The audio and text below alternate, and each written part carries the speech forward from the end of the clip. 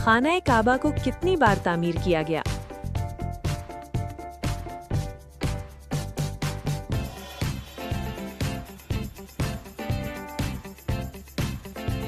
सही जवाब है 12 बार। जापान का कौमी खेल कौन सा है?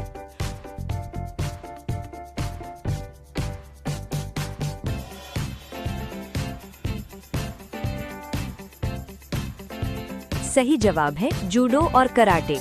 दुनिया की सबसे पहली फिल्म किस साल बनी?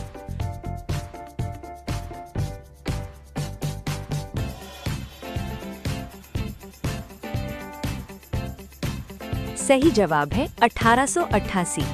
दुनिया में सबसे ज्यादा खाए जाने वाला फास्ट फूड कौन सा है?